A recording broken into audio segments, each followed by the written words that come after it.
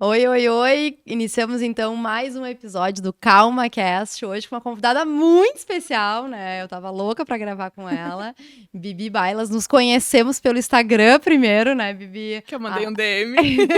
Sobre maternidade, a maternidade nos aproximou. E aí, desde então, a gente vem conversando, né? Trocando algumas figurinhas. E eu convidei ela pra vir bater um papo hoje conosco, né? Então, Bibi, muito obrigada, primeiro, né, por estar aqui.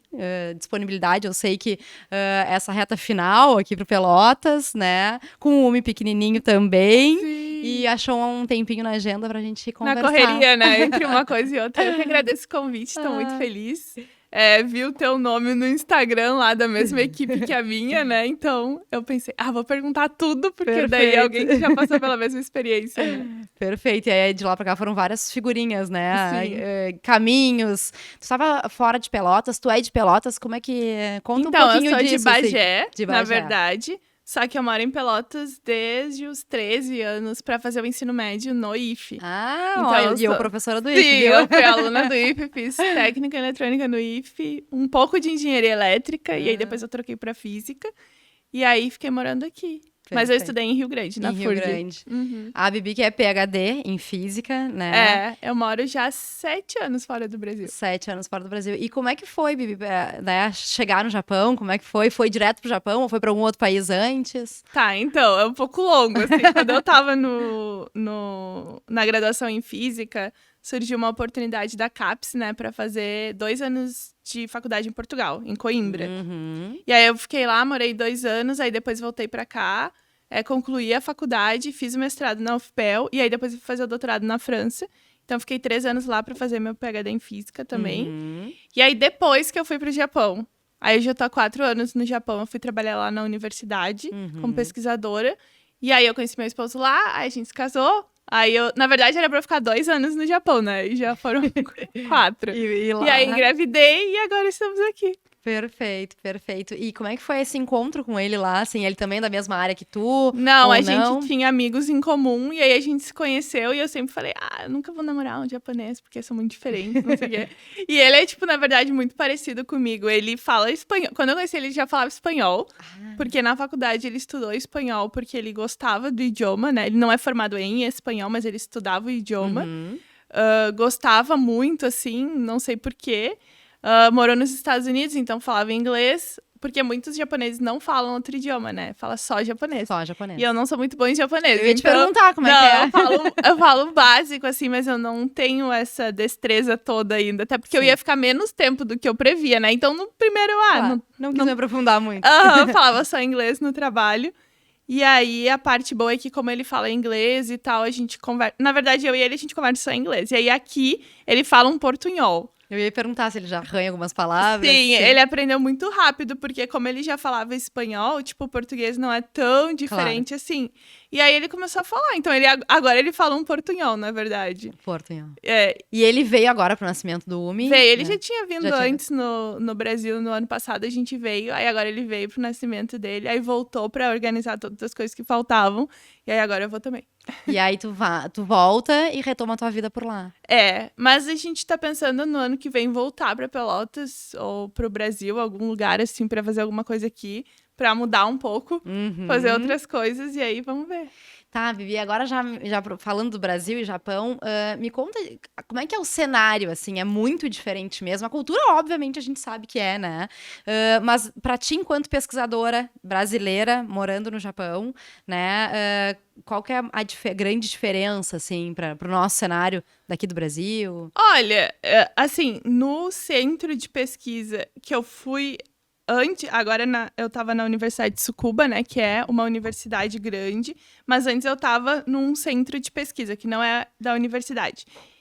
Tinha, sei lá, 200 homens e 2 mulheres pesquisadoras, assim. Tipo, quando a minha outra colega saiu, ficou uma professora mais antiga, assim, que já era mais sênior, e eu. Então, assim, é muito masculinizado, assim. No Brasil também é na área de física, mas lá eu achei mais, assim, mas não... Por exemplo, muita gente pergunta se tinha muito machismo e tal. Aonde eu trabalhava, não senti nada, assim. Todo mundo respeitava muito e tal. Mas a sociedade como um todo é muito conservadora. Tem bastante sexismo, por exemplo... infelizmente, né, muitas mulheres que têm filho têm que parar de trabalhar. Tipo, casou, já saiu do trabalho, vai só ficar em casa e tal. Até o governo tem algumas coisas que parece que meio que incentiva a mulher a ficar em casa, sabe? Mas, claro, tá mudando também o cenário, porque muita gente mais nova já não quer isso. Já não quer mais essa vida, assim, já quer estudar, trabalhar, ter filho e continuar trabalhando. Mas é aos poucos, né? Porque é diferente da nossa realidade, né? Que pelo contrário, né? Quando a gente vira mãe, né? Nos cobram que a gente volte rápido pro mercado de trabalho, né? Que a gente produza o que, né? Como produzia antes, enfim. E principalmente, agora já falando um pouquinho da maternidade, a OMS, né, recomenda que a gente amamente até os 2 anos. Mas muitos, a licença é de 4 meses. Então, essa conta já não bate, né? Sim. Como conciliar isso tudo, assim? E no Japão tem um tabu muito grande da amamentação, né? Tipo, por exemplo, aqui no Brasil, a gente vê as pessoas amamentam na rua, nos lugares lá. Não, né? Não, tem que se cobrir. Eu tava até olhando na internet que eles vendem umas espécies de um saco que a pessoa coloca ao redor do corpo pra se cobrir, assim. Deus. É toda uma questão diferente, assim. Claro. Acho que, por exemplo, falando dessa diferença Japão-Brasil, que muita gente me pergunta, né? Por que eu decidi ter o bebê aqui no Brasil, né? Porque eu cheguei aqui com 36 semanas, né? Já eu viajei hiper grávida, né? Claro. Porque, assim, primeiro, que lá o meu esposo não poderia acompanhar o parto. Tu tem que ir sozinha. Sério? Tipo, só tu, assim. E aí, eles tinham dito que era por causa da pandemia e tal, mas não, eu acho que é uma forma mesmo de... Homens não. E também é uma forma também de conseguir dominar mais a gestante, eu acho. Claro. Porque daí o que falar vai ser o que vai acontecer. Também, por exemplo, lá eles têm muito essa questão do parto natural, só que natural a todo custo, assim. Eu tive uma amiga que a gente ficou grávida muito parecida, assim, na idade. Acho que ela tinha 2 ou 3 semanas a mais que eu. E ela decidiu ficar lá. E eu falei, eu não vou ficar, eu vou vir. E ela passou, eu acho que foram 30 e poucas horas de trabalho de parto sozinha num quarto. Meu Deus! Tipo, o esposo não entrou. Depois, tem muitos relatos de tirarem o bebê com fórceps. Ou, por exemplo, lá a cesárea é na vertical. Tipo, se tu não quer a cesárea na vertical, tem que ir, tipo, num médico muito específico, assim, pra fazer na horizontal, né? Senão tu fica com aquele baita corte, assim, na barriga. Então, são várias coisas, assim. Por exemplo, na clínica que eu fiz todo o meu pré-natal, eles já tinham... não tinham mais lugar para realizar o parto na época que o Mi ia nascer. Então, já tava, tipo, cheio. Tudo fechado. Porque, assim, apesar de não ser cesárea, eles meio que vão reservando no período estimado. Sim. Então, vai ser... Ele tava DPP, previsto né? pro dia 3 de março. Então nessa época já tá cheio. Aí eu teria que ir pra outro lugar qualquer, o que tivesse vaga. Aí eu falei, eu não vou pra um lugar que eu nem sei como Claro. que é, que eu nem conheço o médico. E essa clínica que eu ia, ela era, tipo, muito famosa. Então, por isso que a gente foi pra lá. Ela é bem cara, assim, até porque lá tu recebe um dinheiro do governo pro parto, mas, por exemplo... em ienes, né, que é a moeda de lá. O governo auxilia em torno de 400 mil ienes, só que o parto onde eu queria fazer era, tipo, 700 mil ienes. Então, tipo, tu paga essa diferença. O governo dá alguns auxílios, assim, mas tu paga.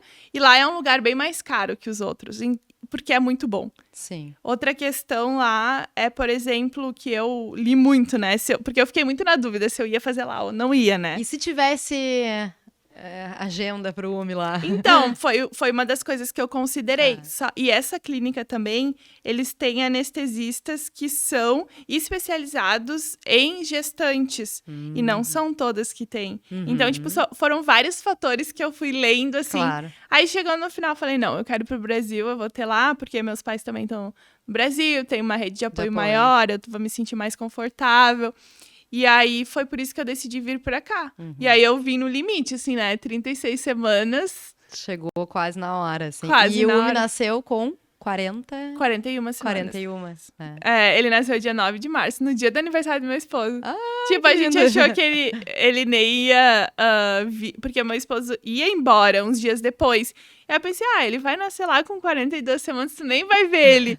Aí no dia do aniversário, assim, do dia 8 pro 9, meia-noite, por aí rompeu a bolsa. Daí eu pensei, meu Deus, vai ser no aniversário dele. Até Tava me arrepiei esperando, agora, assim. que é muito legal, né? Muito legal. E, Bibi, a gente então estourou a bolsa, ou seja, tu passou por um trabalho de parto, né? A gente fala que entra na partolândia, assim, né? É um portal e como é desafiador, né, para nós enquanto mulheres, seres humanos, enfim, passar por tudo aquilo. Eu digo que foi uma mistura, pelo menos no meu caso, de rave com missa, de frio com calor, de choro com alegria. É muito louco, assim, né? É essa montanha-russa de sentimentos que a gente passa. O meu trabalho de parto até o final durou 30 horas, né? E parece, ao mesmo tempo, que é uma eternidade, daqui a pouco parece que é num piscar de olhos. E como a gente sai diferente, né? Depois disso tudo, assim. Quem se permite passar por esse processo, porque é um processo gigantesco, né? E aí vem aí a nossa equipe, né? Que temos Sim, foi o que nos uniu, né? Então, isso que eu ia falar até pra ti, né? Que quando eu te achei foi porque eu passei por uma experiência bem ruim, assim, com uma outra médica, né? Que é muito louco isso do... Como é que eu posso falar? Máfia das cesáreas, né? Tipo, a indústria das cesáreas. Indústria das cesáreas, do tipo assim... todo mundo tem algum problema que não pode ter um parto natural. Tem que ter uma cesárea, assim. Qualquer razão que... Bebê muito gordo, bebê muito pequeno, bebê muito grande. A mãe é estreita, a mãe é larga, a mãe é alta, a mãe é baixa. Tem várias coisas, né? Então... eu sigo algumas médicas no Instagram, então eu meio que já tinha, durante toda a gestação...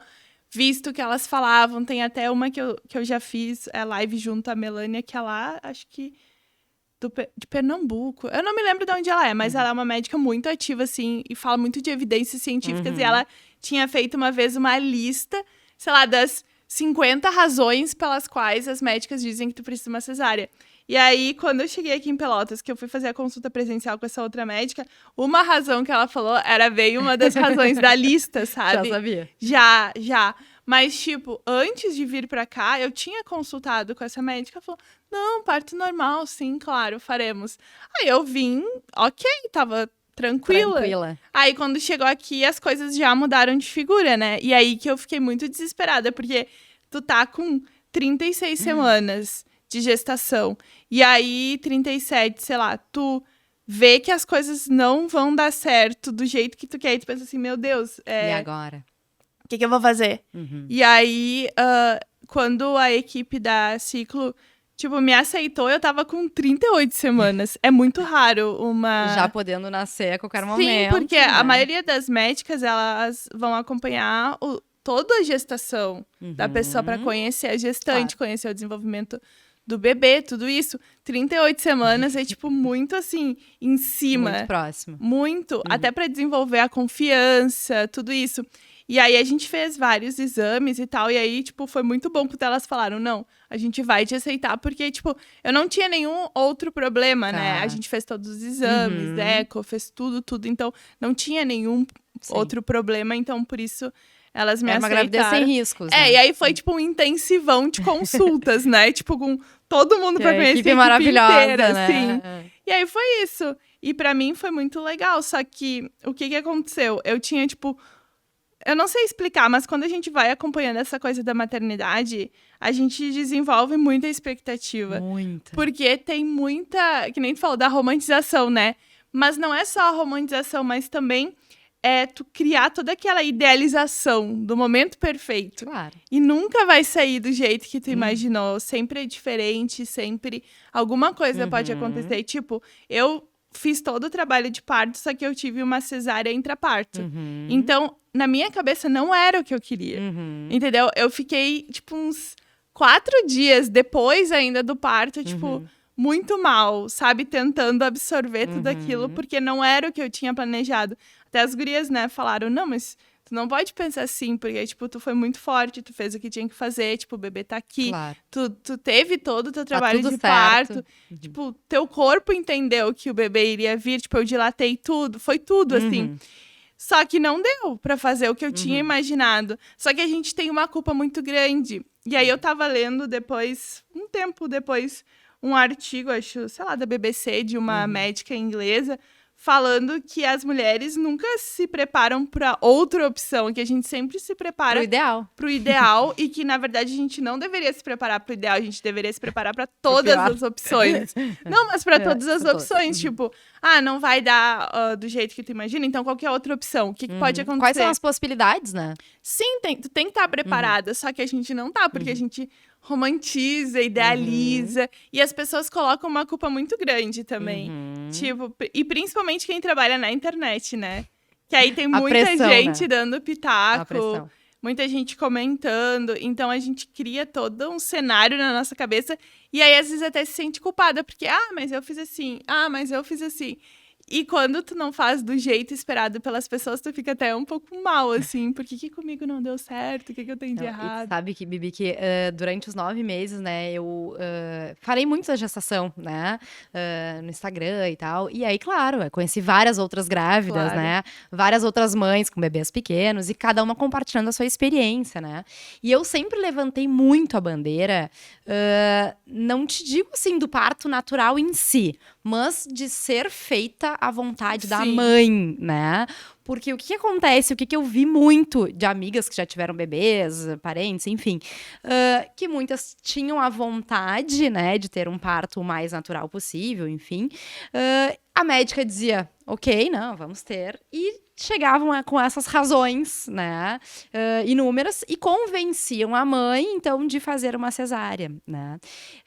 E isso me incomoda muito, porque essa expectativa é criada e, ao mesmo tempo, ela precisa ser quebrada imediatamente, porque às vezes vem com a frase, para não entrar em sofrimento. Meu Deus, quando falam isso, é óbvio que tu quer fazer, né, qualquer coisa para evitar esse sofrimento, Sim. que muitas vezes não é. Né? Eu só entendi o que estava acontecendo naquela consulta, que eu entendi que era uma tentativa de me induzir a uma cesárea desnecessária, porque eu tinha lido muito. Com certeza. Porque eu tinha bastante conhecimento, porque no Instagram mesmo, eu já tinha visto lives dessas médicas, já seguia elas, já tinha conversado no DM, já tinha feito live junto.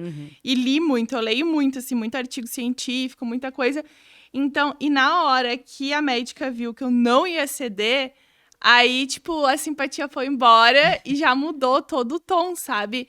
E aí eu percebi, bom, eu não vou fazer com uma pessoa que, por exemplo, vai mentir que eu preciso de uma... É exatamente o que tu fala, entendeu? Se a pessoa vai fazer uma cesárea porque é necessário, ok, perfeito, a cesárea também vai salvar muitas vidas. Claro. Agora, se tu vai fazer uma cesárea porque a pessoa mentiu pra ti por alguma razão, por exemplo...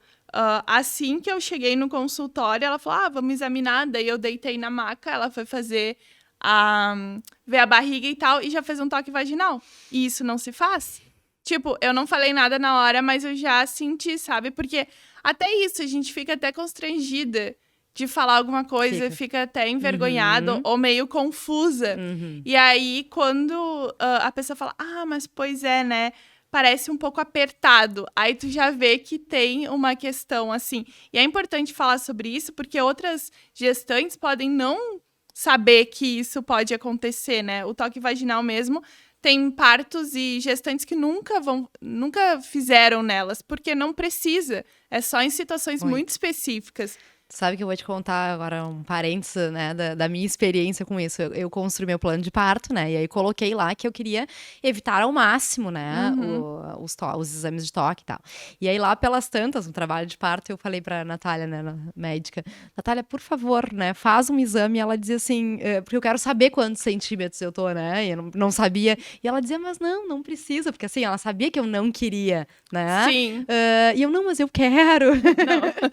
Agora eu quero. Que na hora a gente quer qualquer coisa, né? Agora eu quero pra saber. E aí, claro, tava com 10 centímetros, era só questão de né, pouco tempo ali para as coisas acontecerem. Mas isso, assim, da médica também entender isso e respeitar. Eu acho que o que tá... Às vezes as pessoas falam de parto humanizado, ligam diretamente a uma mulher parindo numa banheira. Sim, era o que eu ia falar. Né, assim, com aquela coisa, assim, ou em casa, na banheira. Gente, o parto humanizado é respeitar a mulher, a mãe acima de tudo, e que essa mãe seja protagonista daquele momento. É isso. Agora, onde vai ser a via de parto é uma outra coisa. Né?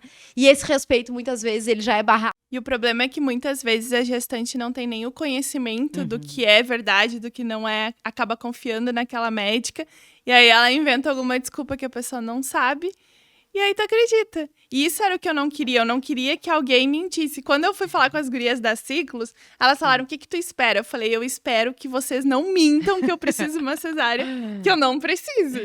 Isso é tudo que eu quero. Né? Eu não preciso de mais nada. E não é para puxar a brasa pro nosso assado, nem porque elas também já vieram aqui, mas eu acredito que em Pelotas seja a única equipe, assim, 100% focada, né, nesse tipo de atendimento. Né? Então, e faz toda a diferença. Não, né? E todas as pessoas que eu falo, assim, aqui em Pelotas, tu teve parto, como foi, nananã. Aí eu descrevo um pouco, foi com a Ciclos.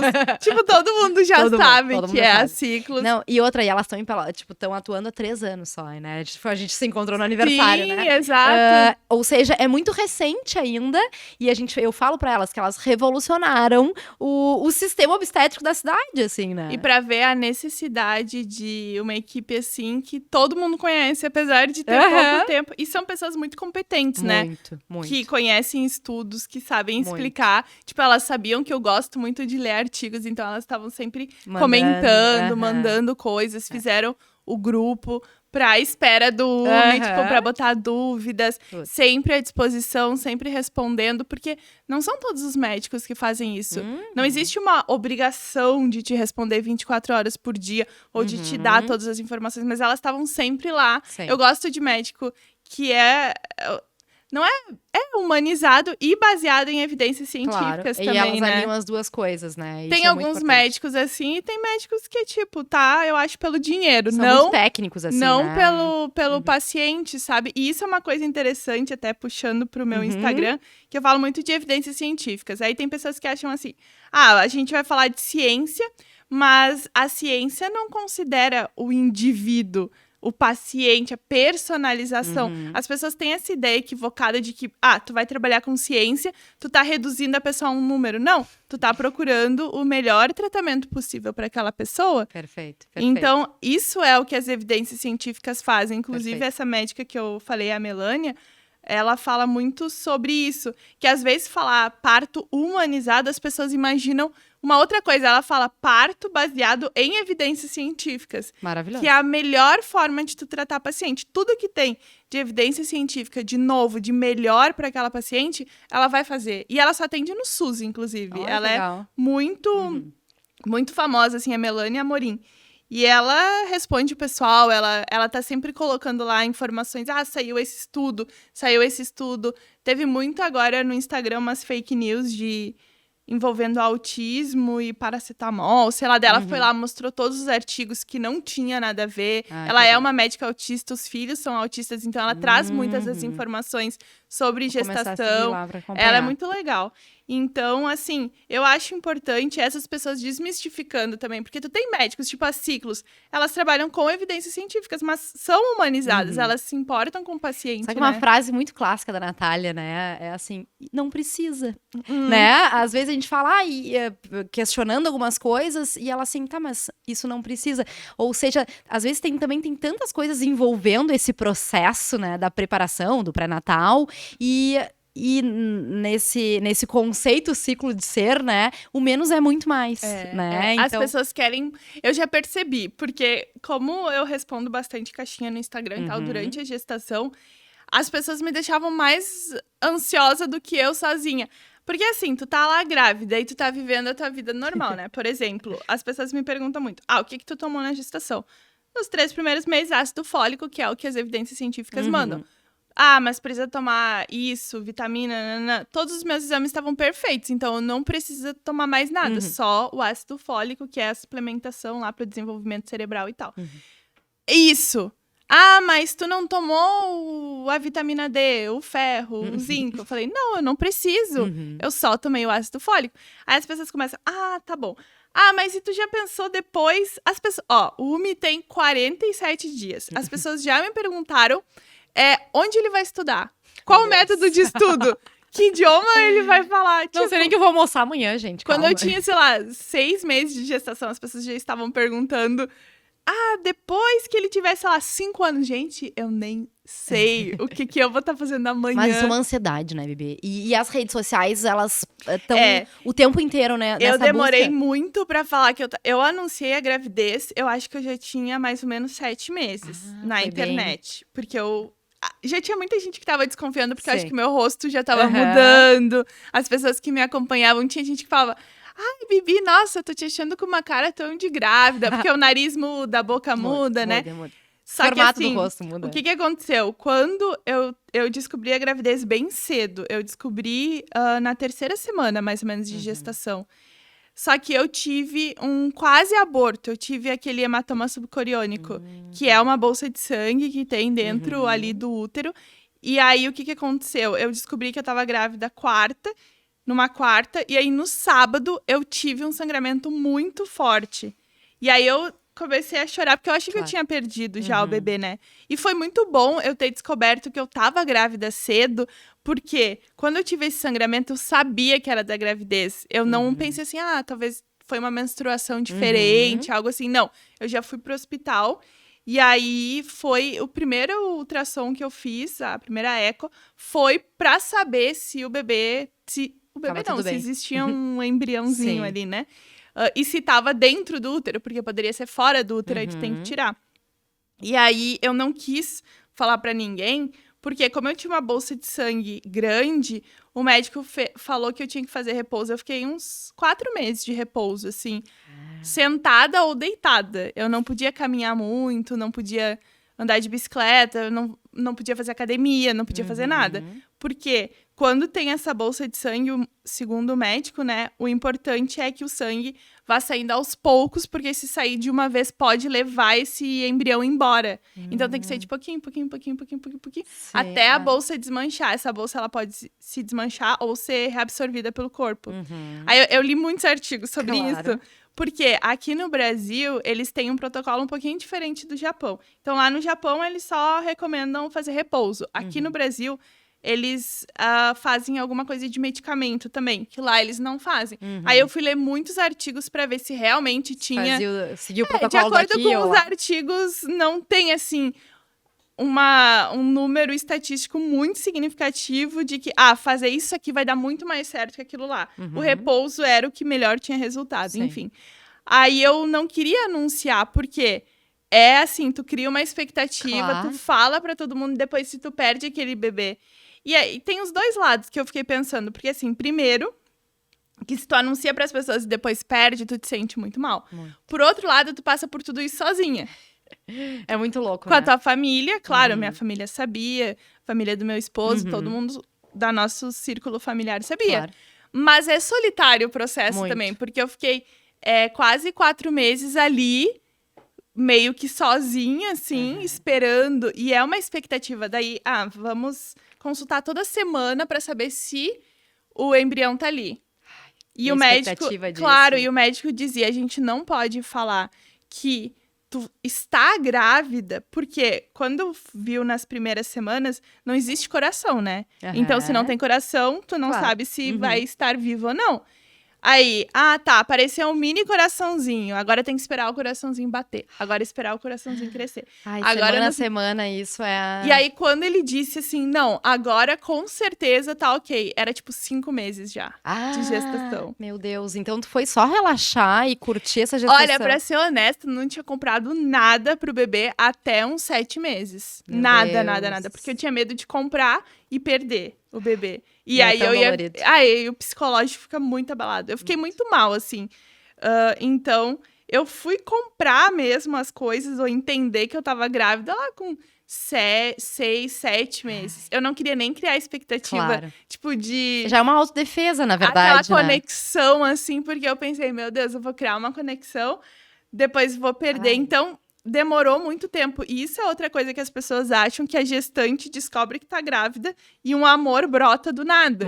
Tipo um botão de liga e desliga, né? Agora estou grávida, agora é o melhor amor Eu do acho mundo. que eu fui, assim, sentir mais bem no final, quando ele começou a mexer mais, sabe, assim, começou a mexer, eu comecei a sentir Caindo a ficha mesmo. mesmo. Porque os primeiros 5 meses eu tava naquele não quero me apegar, Sim. mas já me apegando. Claro, não tem também como não, né? Sim, e depois, a partir, acho, de uns 8 meses. E a minha barriga também demorou pra crescer. Uhum. Então, tu fica com aquela coisa assim, Sim. nem parece que Será, tá grávida né? e tal. Mas aí, com 8 meses, deu assim, puf.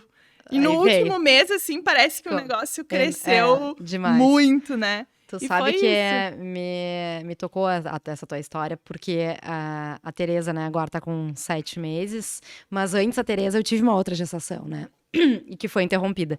Bem no inicinho, né? Então, a primeira ultrassom, na verdade, pra escutar o coração, já não tinha coração, Aham. né? E eu fiquei 4 meses esperando o meu corpo expelir, porque eu queria que fosse um processo natural, né? Então, esse período foi muito dolorido também, porque, enfim, né? Eu todos os dias sangrando, né? E olhando e sabendo o motivo daquele sangramento.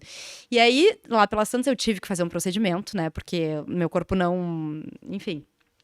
E 15 dias depois eu engravidei. E aí eu me lembro direitinho, quando eu fiz o procedimento, era um feriado, eu falei assim pro meu marido, pro Leandro, agora eu não quero mais saber de filho, né?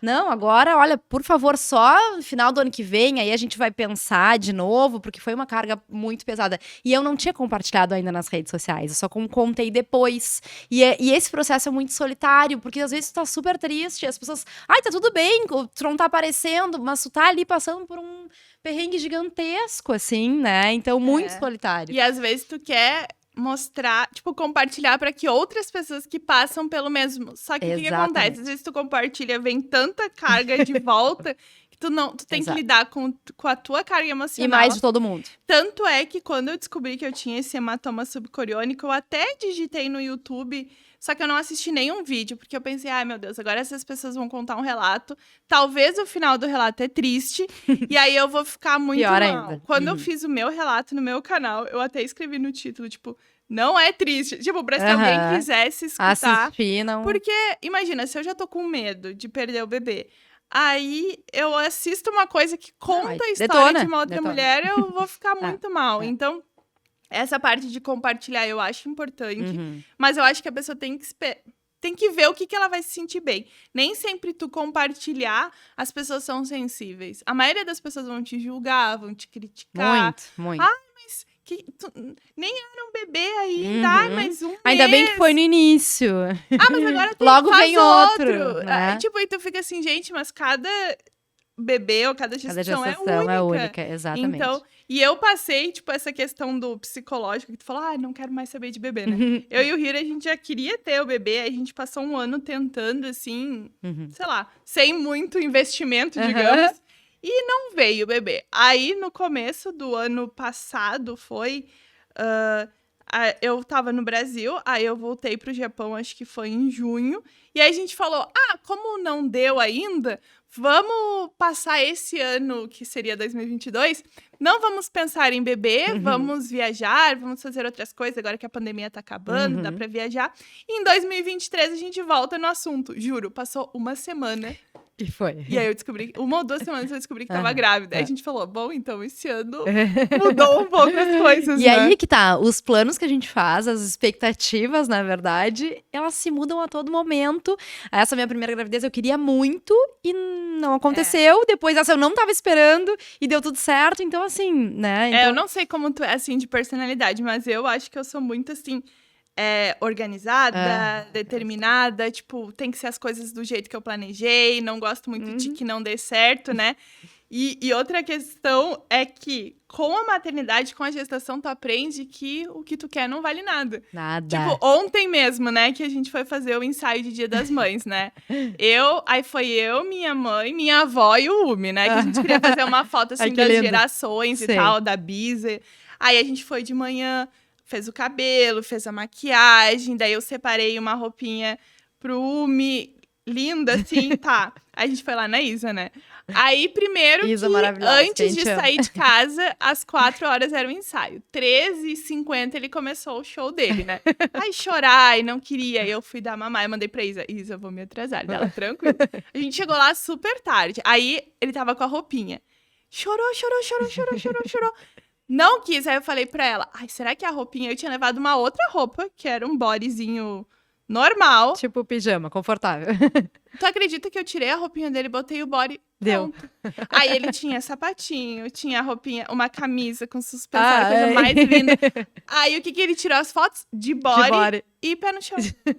Aí tá tudo bem. Aí eu falei pra minha mãe, gente, olha isso. As expectativas. Não é nada do jeito que eu quiser. Perfeito, porque perfeito. daí até a Isa se matou rindo. Porque assim que tirou a roupinha dele, deixou ele de Pronto. pé no chão, começou a rir. Aí ela tirou um monte de foto dele rindo no chão. Aí começou a mexer os bracinhos. Aí o ensaio fluiu. Aí eu falei, E não foi leve, acredito. sem as... Né? Acho que ela conseguiu uma foto dele com a outra roupinha. E eu falei, então tá, não tem roupinha. Aí eu falei, acho que ele tá com calor. Ela abriu janela, fez tudo. Tudo. Aí trocou a roupa e ele ficou Pronto. tranquilo. Sabe que quando a Tereza nasceu, preparação do enxoval, né, lá na Nina Baby, né, tudo certo, a bolsa, a touca, né, que tem que levar a touca, porque o bebê perde muito Luvas. calor pela cabeça, não sei o quê. A Tereza tinha 3 toucas, tá, uma personalizada, uma mais grossinha, uma mais estampada, enfim, né. Quando ela nasceu, todas as fotos que a Isa fez do parto, ela tá com uma gaze na cabeça. Porque a mala nem desceu do carro, entendeu? Na loucura. Então, assim, eles já nascem, assim, nos ensinando um monte de coisa, Sim, né? Eu fiz uma mala de maternidade que eu olho assim, Alice, né? Tipo, País das Maravilhas. Ai, porque coloca aqui a meia pra se sentir frio nos pés, uma toalhinha, Uhum. ai, a mantinha, ai, a playlist, ai, eu não sei o quê. Juro, Gente. mal tocou na mala, eu Uhum. tive que ligar pra minha mãe trazer mais coisas, pro meu esposo trazer coisa. Aí o Umi tinha uma mala assim, ó, que nem tu falou, cheia de coisas. Várias opções, né? Hoje eu olho assim pro enxoval, pra tudo que eu já comprei, ganhei, eu penso assim, gente, E eles precisam de tão pouco, né? sim, isso é uma coisa que as pessoas tinham que falar mais. Uhum. O que eu comecei a advogar na internet é, ao invés de comprar muitas coisas inúteis, guarda dinheiro pra consultoria de amamentação. Perfeito. Porque isso é uma outra coisa que a gente, antes de... Pelo menos eu, né? Uhum. Antes de engravidar, até falei pra minha consultora que é a ignorância, né? De tu achar, pra que tu precisa de alguém pra te ensinar É instintivo, né? a amamentar? Pra que tu precisa de alguém pra ensinar o bebê a fazer aquilo ali? Uhum. Aí, não. Quando o bebê vem, que tu nota que não existe instinto materno, não existe... A placenta saiu, o conhecimento entrou. Não. Não. E aí, algumas pessoas pensam assim, até acham, é muito caro uma consultoria. Aí a pessoa passa meses sofrendo. Gastando depois com remédio pra fissura no peito, né? E assim, uma série de outros aparatos e ferramentas pra resolver um problema que poderia ter nem ter sido Comigo criado. foi assim, ó, não vou dizer que é fácil, mas tipo, dor, sangramento, fissura, eu não tive. Por quê? Acho eu, que né? o Umi nasceu numa quinta-feira, aí eu saí do hospital na sexta-feira, e na segunda a consultora foi lá em casa. Uhum. E aí, na segunda de manhã, ela já tava lá, 8 da manhã, já me ajudou. Aí Perfeito. passou a primeira semana, a gente ainda desce o leite, tem a Uhum. questão do colostro e tal. Aí passou uma semana, a gente foi na pediatra, ele perdeu um pouquinho mais de peso do que o esperado. Aí Uhum. falou: vamos ver se a pega tá boa. Chamei a consultora de novo. Ela foi lá em casa, ainda tinha uns ajustes. Uhum. Aí depois disso, hoje, claro, Fluiu. a gente ainda, que eu digo, estamos nos conhecendo ainda, Claro. porque 40 dias tu quer que a criança saia do útero, Imagina. né? A gente quer as coisas muito Inclusive, rápido. ele acha que ele tá no útero ainda, né? Ele acha, então, ele gosta de ficar juntinho, Claro. às vezes só quer o cheirinho. Uhum. Aí, às vezes, tu não entende as coisas. Mas isso é normal. Eu mando vários vídeos pra Cris, que é a consultora. Isso é normal? Isso é não sei o quê. Manda um vídeo assim, ela, não, calma, tá normal. Tá tudo E certo. às vezes tu desespera, assim, meu Deus, será que tem que dar uma fórmula? Não sei o quê. Uhum. Não, calma, tá tudo certo. Que é uma outra questão também, né? De alguns pediatras que têm essa conduta, não ganhou peso, então já dá fórmula. Não, Né? Dessa não incentivo à amamentação também tá cheio, assim como, né, que a gente começou o papo da questão da cesárea, cesáreas, é a mesma coisa. Então, isso é o que eu queria também, uma pediatra. Tipo, eu tinha algum... Assim, ó, eu não sou uma pessoa muito exigente, mas eu quero algumas coisas que eu sempre falo, evidências científicas. Por exemplo, o que eu sabia que tinha evidência científica? Tá, a questão do... Eu não sou uma pessoa muito exigente, mas eu gosto das evidências científicas. Então, algumas coisas que eu queria quando eu fui procurar a questão do parto foi Golden Hour, né? Tirar o bebê e já colocar o contato pele a pele. A primeira mamada na primeira hora de vida. A questão da pediatra não dar fórmula. Apesar de que muitas vezes, quando eu entro em desespero, eu falo, meu Deus, preciso dar uma fórmula. Aí depois, me solta que eu preciso dar uma fórmula. Aí a minha mãe, meu Deus, cada desespero tu quer dar fórmula. Daí eu falei, aí eu ligo pra pediatra ou pra consultora, elas, não, calma, tá tudo certo. Que inclusive a nossa pediatra é a mesma. A mesma, né? Querida. Então, isso eu acho que é importante falar para as pessoas procurarem outros profissionais que atendam essas expectativas, né? Que vão te dar uma fórmula quando for de verdade necessário. Não quando a mãe tá desesperada, que nem eu no 3º dia de vida. Não tem leite. Calma, o leite ainda nem desceu. Tem que esperar. São 5 a 7 dias. O bebê tem uma gordurinha. É normal. O bebê já nasce sabendo que isso vai acontecer. Só que a mãe fica desesperada, né? Então, essa questão do pele a pele, da primeira mamada, de ficar 1 hora abraçadinho comigo. Perfeito. Outra coisa que a Ana faz, que eu gostei muito, foi nunca tirar o bebê da mãe. Dentro do hospital, toda vez que ela fez o atendimento, era no meu colo, ou ali junto comigo. Então, essas coisas assim, não vamos pegar o teu bebê e levar lá para outro lugar. Tu nem sabe onde anda. Nem sabe onde anda o bebê. Eu sou desesperada, né? Porque a enfermeira veio assim... A gente vai ter que fazer ali a coleta do sangue por causa do fator RH. Aí eu pro Hiro, vai junto. Ele nem podia entrar. Falei, então fica na porta. Porque imagina, se alguém leva o meu bebê embora. Não, tem que ficar. A Teresa também nasceu no quarto e do quarto só saiu pra ir pra casa no meu colo. Assim, pesar, medir, as tudo vacinas, ali, né? Tudo junto com a mãe. Exato. Né? Outra coisa, a questão do banho. Eu dei banho nele depois de acho que umas 30 e poucas horas, eu né? Também, Então, chegou a moça... Isso a pediatra tinha explicado. Ela falou, de acordo com a OMS, as evidências científicas, é importante ter a questão do vernix no bebê. E que cheirinho bem bom o vernix, né? Inclusive, ela falou, como eu tenho bastante problema de alergia de pele, ela falou, é bom ficar esse tempo todo pra já a pele do bebê ficar mais protegida. Então, eu já sabia. Aí, quando... chegaram no hospital, a enfermeira no outro dia, vim pegar pra dar banho. Eu falei, não. A mulher até desficou. Não. Eu falei, não, ele só vai tomar banho em casa dela. Tá, né? Se a mãe tá dizendo. Então, essas questões que a gente vai aprendendo é importante. Muito. Às vezes a gente se preocupa muito, né? Vou comprar isso, vou comprar aquilo, uma roupa, fazer um quarto inteiro. Às vezes a mãe não tem condições de fazer tudo aquilo, não precisa. Investir em conhecimento e bons profissionais. Outra coisa, a gente até ri que lá em casa a gente tem 2 banheiras. Ele só toma banho no chuveiro comigo. Tipo, ele não gostou no começo da banheira. Aí ele tinha acho que uns 5 dias de vida. Eu tentei dar o primeiro banho na banheira, foi horrível. Não rolou. O segundo não rolou. Acho que a minha mãe conseguiu dar um banho nele um dia que ele gostou. Mas foi todo um preparo. Se não... entra no banheiro, ele escuta o chuveiro, ele já calma. Depois chora pra sair, né? Aí no chuveiro ele dorme, ele mama, ele brinca, ele faz tudo. Perfeito. Então, tem banheira, não precisa da banheira. Aí tu compra um monte de coisa, tu quer a consultora. Então, é importante a gente pensar coisas que sejam de fato úteis. Que nem a física que a gente falou. Eu não sabia fazer a lavagem nasal, ele tava precisando. Que tem bebês que precisam. Então, eu tentei fazer, não deu. Então tem que chamar alguém pra fazer isso. Tudo isso são investimentos que tu faz. Claro. Então, tu tem que ter aquela reserva. É melhor do que tu comprar uma coisa que depois vai te faltar o dinheiro pra o que é de fato importante, né? Então, eu acho que isso é a mensagem, digamos, né? Tá, e essa mensagem a gente termina a questão maternidade, né, Bibi? Porque eu acho que se a gente pudesse conversar, a gente 4, 5 horas sobre... 5 dias aqui, né? Essa troca de experiências, enfim, que é muito importante. Mas vamos só fechar, que a nossa hora tá quase terminando. Essa questão de conciliar a ciência, né? Então, a PhD, influenciadora, né? Que trabalha muito com o digital e a maternidade, agora com 40 e poucos dias. É difícil. Como que se dá esse processo? A parte do digital e da ciência, eu comecei o meu canal, foi acho em 2016.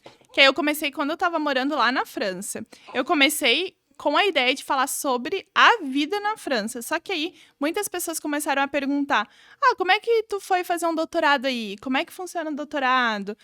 Física. Começaram a fazer muitas perguntas e eu vi que existia uma curiosidade e um desconhecimento muito grande em relação à universidade, questões de universidade.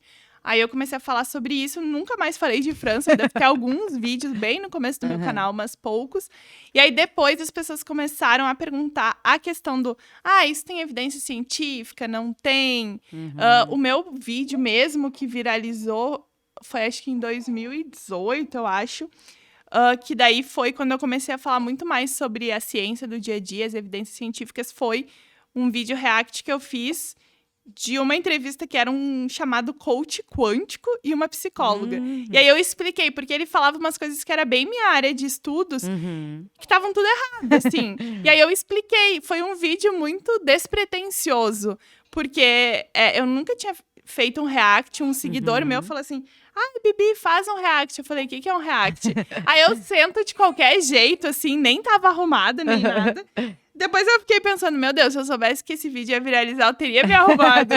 Aí, do nada, assim, em uma noite, o meu canal, que tinha, 10 mil, foi pra 50 mil, pra 100 mil. Tipo, o vídeo tem, acho que 1 milhão, ou quase isso de visualizações. Foi muito rápido. E aí eu pensei, gente... E aí as pessoas começaram a perguntar muito. E tem muita informação falsa envolvendo a física. Porque as pessoas não conhecem muito física. Não tem... Quem conhece um físico, assim? Não são muitas pessoas, né? Então, eu comecei a falar sobre isso. E aí eu vi também a necessidade das pessoas que não tinham esse conhecimento. E aí, no Instagram, eu comecei depois. Na verdade, eu tinha o canal, mas eu nunca fazia nada no Instagram. E aí, eu comecei a ver, quem sabe eu trago um pouco esse conteúdo pro Instagram. E aí, eu comecei a fazer o Instagram, eu acho que eu comecei 2020, talvez, a fazer mais conteúdo, assim. Sim. Peraí. Bebê. Eu acho engraçado que ele mama. Então, em 2020, que eu comecei a fazer mais o conteúdo pro Instagram. E aí, eu comecei a curiosidades, assim. Isso dia a funciona. dia, né? Sim. Peraí. Tudo certo.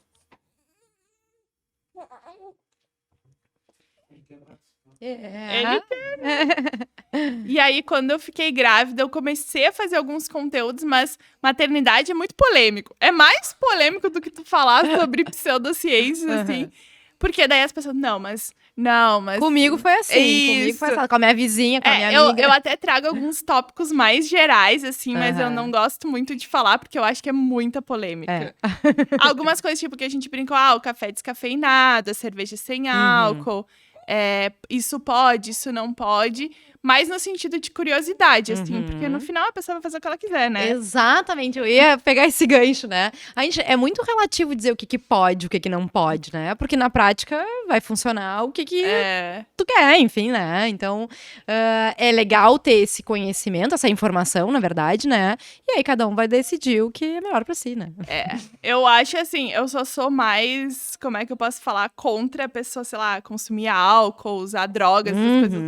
Eu sempre falo do álcool, porque até as pediatras dizem, não pode nem 0,00. Então, se tu sabe que uma cerveja sem álcool tem um pouquinho de álcool, então pra que arriscar? Às vezes eu penso que as pessoas, elas querem umas coisas desnecessárias. Por exemplo, não é recomendado, por exemplo, tingir o cabelo. Ou não é recomendado comer sushi, por exemplo. Aí a pessoa... Nossa, mas eu tô desesperada. Gente, 9 meses sem sushi, tu não nasceu comendo sushi, espera um pouquinho. Tu sabe que a primeira coisa que eu fiz, né? Foi comer sushi. Comer sushi. Eu também. No hospital mesmo, assim, a Teresa nasceu e a gente já pediu sushi. Por isso, mas assim, às vezes a gente pensa, não que vá fazer mal pro bebê, mas o fato de talvez tu te contaminar, precisar do medicamento... Às vezes tem umas coisas que não tem porquê. Não tem porquê, exato. Por exemplo, eu gosto muito lá no Japão que tem suco de aquela laranja vermelha, né? Aí a minha Nutri falou que existem algumas pesquisas científicas que não apoiam esse suco específico na gestação, por umas questões hormonais e tal, eu não sei em detalhes. Não é tão comum no Brasil, mas lá tem bastante, assim, eu gosto, que é mais azedinho. aquilo foi difícil pra mim. Aí eu olhava assim, ai, quero tomar. Não pode, vamos. 9 meses eu nunca tomava Abstrai. isso antes, vou tomar uma água, vou tomar outra coisa. Ou, por exemplo, chá, né? Eu gosto muito de chá. Aí não é recomendado, por exemplo, todos os chás. Daí ela falou, por que tu não faz o teu chá com uma fruta, alguma coisa? Aí eu comecei a fazer. Fazer chá. Porque eu penso, pra que arriscar, né? Claro. Então, mais ou menos isso, assim, em relação à maternidade. Perfeito, gente. O homem tá querendo ir embora pra casinha dele, né? Descansar das vacinas, né? Descansar das vacinas. Vivi assim, ó, sem palavras. Acho que a gente com certeza Falou o nosso muito. papo. Não, e teriam vários outros assuntos pra abordar, né? A gente, pelo pouco que a gente já se falou ali, a gente tem várias coisas em comum, né? Depois a gente pode gravar um online também, uma live. Boa. Lá do Japão, né? Sim. E aqui de Pelotas, pra gente seguir esse papo. Te agradecer imensamente. Trouxe um mimo pra ti, tá? Obrigada. Lá da Mania, que é uma parceira nossa aqui do podcast, tá? Espero que tu gostes. Muito obrigada. E é isso, brigadão, né? Quem não segue a Bibi ainda, quem não conhece, tem muito conteúdo legal. Muita coisa. Muito conteúdo, né? Uma produção intensa aí de curiosidades, de dicas, né? De informações de qualidade, tá? Obrigada. Obrigada. Beijo. Tchau.